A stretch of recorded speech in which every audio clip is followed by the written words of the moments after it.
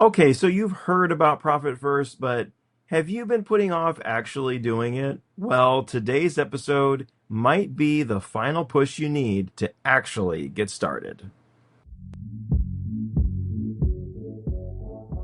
Welcome to the Lawyer Millionaire Podcast, the show where law firm owners learn to build wealth, scale their firms, and design the life of freedom they deserve. Hosted by Darren Wars, business and wealth advisor for law firm owners and author of The Lawyer Millionaire, this podcast delivers the strategies and inspiration you need to break free from the grind and become the financial success you envision. Let's dive in. The reason Profit First works has nothing to do with math. It works because it leverages how humans actually behave, especially under stress. Thanks for joining me today, friend. If you're ready to master your money and your cash flow in your firm, you are in exactly the right place. Today we're talking about behavioral psychology and how it relates to cash flow and Profit First. Well, what is behavioral psychology? You know, that's the weird things, the weird ways that our brain works, like mental accounting, which we'll get into. And these weird things, these weird phenomena, are what makes Profit First work exceptionally well. I'm also hoping that today this might be the push that you need, that you've been needing to finally get started. Maybe you haven't actually done Profit First yet. You've been familiar with it. You know you probably should do it, but you've been just putting it off. Maybe it's because you don't quite understand it, or maybe you don't quite understand why you actually need it. Well, hopefully today is going to answer that question for you. Profit First harnesses your existing psychological wiring to make cash flow easier and to basically trick your brain into making better decisions. Better decisions that can actually make you more money. Money that you could be bringing home to your family. You may have been resisting because, we all resist change. But when you actually put it into practice, you might find that everything gets easier. So, let's talk about the real reasons that Profit First works and why it has nothing to do with accounting or math at all. Okay. So I'm going to give you 6 psychological phenomena or biases, perhaps, that impact our behavior and are the reasons why Profit First works really well. Okay, so the first one is called Parkinson's Law. And Mike Michalowicz talks about Parkinson's Law in his book, Profit First, which you should definitely check out. Basically, Parkinson's Law is the idea that our expenses expand to match our available income or available cash. Now, this actually comes from a guy named Cyril Northcote Parkinson, who was a British historian, and he introduced it in the 1950s in an essay that he wrote for The Economist. Later, he actually wrote a whole book on the topic. So what Cyril was doing is that he was observing government bureaucracies and large institutions. And he noticed that these bureaucracies tended to grow even though the workload didn't. Staff created work for each other, and efficiency declined as resources increased. I think we're pretty familiar with this in government. Government isn't known for being particularly efficient, right? Well, the rule is this, and the rule he discovered is this. It's that if money is available, it gets spent. And this happens in governments. It happens in big businesses all over the world. You in your department, you have a budget, and if there's some money left over in that budget at the end of the year, you're going to spend it. Because if you don't spend it, the leadership is going to see that you maybe don't need quite as much money as they allocated to you. So Parkinson's Law is that rule. It's the rule that our expenses expand to fill the void. If money's available, it gets spent. This explains why people spend raises quickly, businesses burn through increased revenue, and budgets get used up simply because they exist. Have you ever noticed that in your own life, right? When you get a raise or You get extra money, you tend to use it really fast. There's a similar concept in dieting. You might know this, but my husband is a physician associate, and in working with his patients, I always call them clients, but he calls them patients. Many of them are trying to lose weight. And one of the first things he recommends to them is using smaller plates. Only in America do we use the biggest plates ever, and we pile them high full of food, right? And I don't know about you, but my mother taught me to clean my plate, and you better eat everything on it. Because after all, there's starving children in some country across the world, right? And I think a lot of us were taught that too. And so, when we have a big plate, we fill it up and we're going to tend to eat everything on it. So a very simple way that you can force yourself to eat less and not even realize it, basically trick yourself into eating less, is to use smaller plates. And this is basically what Profit First does. By having your money flow into sub accounts, one for profit, one for taxes, one for owner's comp, one for operating expenses, you're taking a big, large number, which is your big, bank account balance number, and you're breaking it into smaller pieces. And so it seems like there's less money than there actually is. It's smaller plates applied to finance. There's a related phenomenon that we observe in the markets, and it's called the wealth effect. The wealth effect is a very confirmed and observable phenomenon that when the stock market goes up, people tend to spend more, even though they don't actually have more disposable income. It's because they feel wealthier. And the opposite is true as well. When the markets go down, people feel poorer, and so they tend to spend less. And so one of the tricks in life is to make yourself feel poorer than you actually are. Yes. That is one way to help yourself spend less. So by removing profit first, you are artificially constraining your spending. You're making yourself feel like you have less money. And I've often said this to clients, right? If you have one account that has $50,000 in it, you will feel a lot more wealthy than if you have 5 accounts with $10,000 in them each. It's just a very simple way of tricking your brain. When we don't have these tricks, when we don't have these constraints, we tend to overhire. We tend to spend too much on software. We tend to justify inefficiencies. We tend to justify overspending as, I'm reinvesting in my firm. Well, when we have constraints, we force ourselves to adapt. And so Parkinson's law is simply that, giving us smaller plates. Okay, the second phenomenon is mental accounting. I mentioned this in the intro, and this might not sound very cool, but I'm going to tell you it's pretty cool.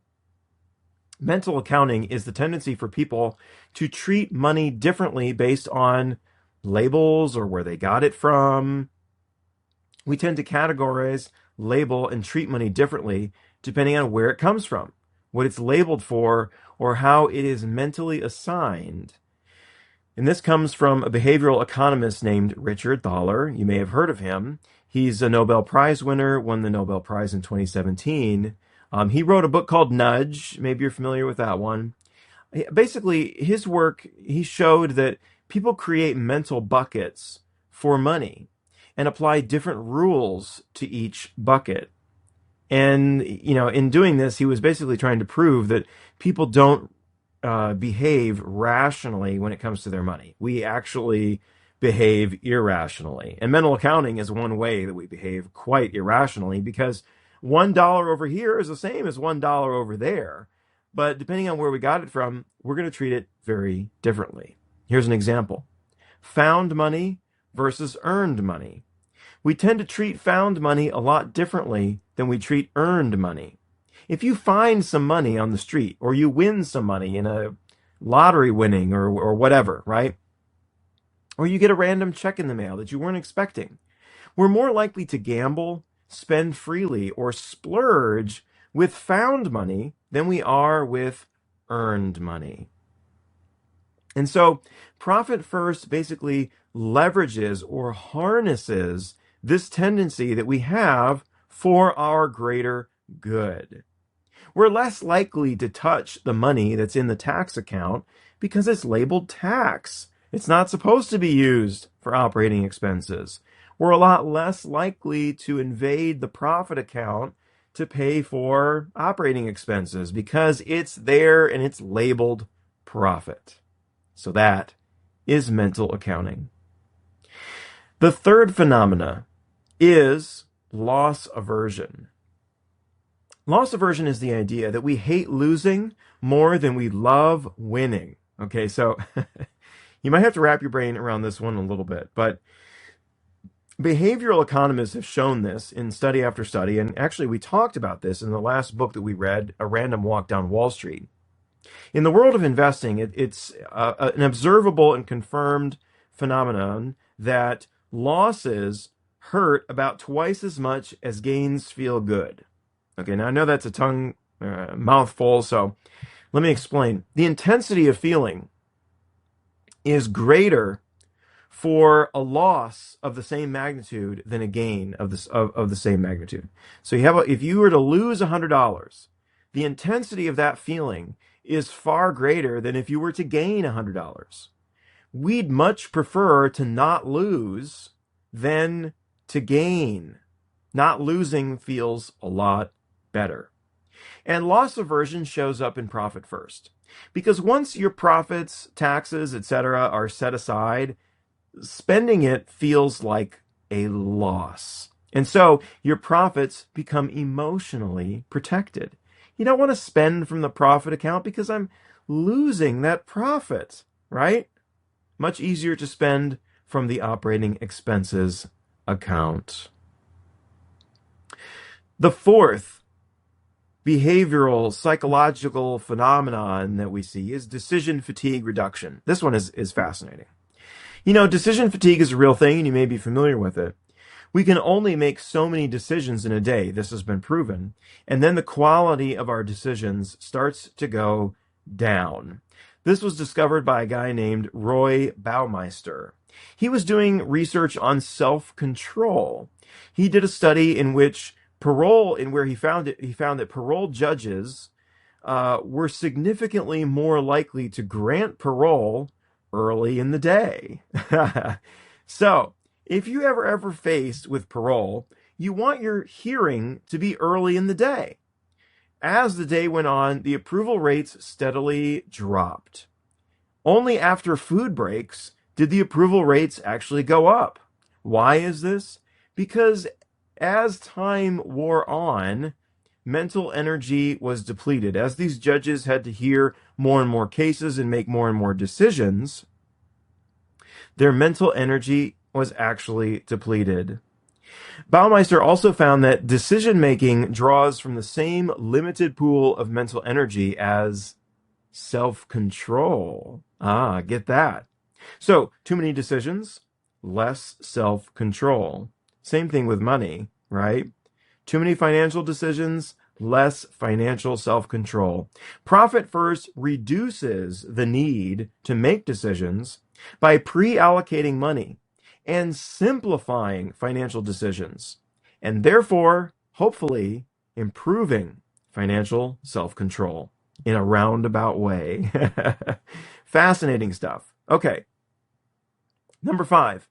Number five is the immediate feedback loop. And this is a no-brainer, right? We know this. You know this. Your brain responds better to short-term feedback than to long, abstract goals. We all struggle with delayed gratification. You know, in the Profit First system, you get to see your profit now, not at the end of the year. That's what makes it so powerful. It's there. You have that immediate feedback loop, that immediate gratification. Traditional profit and losses are backwards looking and can feel punishing, right? At the end of the year, or at the end of the quarter or whatever, you get your profit and loss and you didn't make it. You didn't get the profit that you wanted. You suck. Well, Profit First, unlike that, reinforces behavior more quickly by getting your profit faster, by getting that feedback up front. and helps create momentum. Okay, so immediate feedback loops we've gone through. So just to recap here, Parkinson's law, mental accounting, loss aversion, decision fatigue reduction, immediate feedback loops, and finally, the last one is this: constraint and scarcity drive creativity. So in the Profit First system, you are creating constraints and scarcity for yourself. We kind of mentioned this a little bit in the first one, Parkinson's law. Constraints force prioritization. When you only have X amount of dollars, you have to prioritize where that money goes. You don't have unlimited resources. Now, when you have a credit card, it can be very easy to feel like you have unlimited resources. But by constraining yourself, by only looking at your OPEX account and only spending what's there, you are forcing yourself to prioritize. Instead of blowing tens of thousands of dollars on every marketing opportunity that comes your way, you are going to be forced to focus on those that have the highest ROI. And that is going to make you more profitable. There are so many law firms right now, maybe you're one of them, that are wasting money on low ROI activities. One of the beautiful things about Profit First is that it's going to force you to rethink all of those things. You're forced to find efficiencies when money isn't unlimited. And let's be real, money is always limited. But Profit First helps us realize that. And it also encourages us to pay attention to the numbers, to have an awareness of our spending. Scarcity forces us to make better decisions. So, my friend, those are all the reasons why Profit First is so effective. It has to do with tricking our brain. We are not purely logical creatures. Our brains do weird things. And Profit First is a beautiful system because it capitalizes on those weird things that our brains do. When you actually implement Profit First, and I'm not saying you have to do it or you have to do exactly the same system, you got to find the system that's right for you. But the basic idea is this: you need a structure for your cash flow. That's going to help you create clear cash boundaries, reduce your financial anxiety. You're not going to have those looming tax bills because you're going to have tax money in your tax account. You're going to have immediate visibility into your profit. It's going to help you improve your spending discipline, organize your finances, and most of all, smooth out volatile cash flow. That's the beauty of the percentages. When I first found Profit First and I saw the basic concept is allocating money into sub-accounts based on percentages instead of dollar amounts. Oh, wow. What a beautiful way to do it. So simple, but makes so much sense. Friend, if you've been dragging your feet on Profit First, but you know you need a better system, today's the day. So here's what I want you to do. I want you to take that first step. You don't have to do it exactly how the official system is, but start by setting up those sub-accounts for yourself. When you get clear about cash flow, everything changes. I've seen it with clients that we've worked with. There's some kind of weird magic to it. I don't know. All of a sudden, everything starts improving. But I strongly suspect it has a lot to do with the way our brains operate. Profit First works with the way that our brains are naturally wired.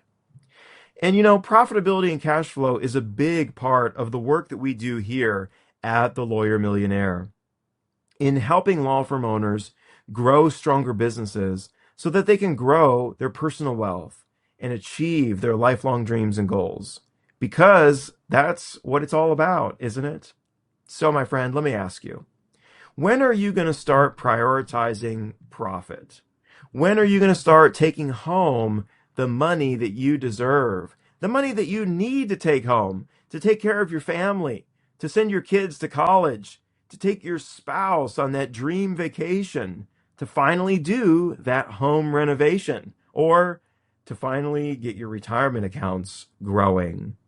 If you are ready to put a stake in the ground and get your financial house in order and make this the most profitable year yet, schedule an intro call with me and we'll show you the whole system. The link is in the show notes. And by the way, if you're not yet a part of the Lawyer Millionaire community, what are you waiting for?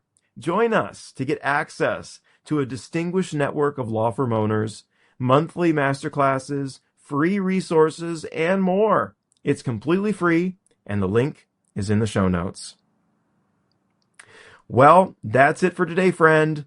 And remember, if your law firm isn't building you wealth, joy, and freedom, what the hell are you doing? Can I get an amen? I'll see you next time.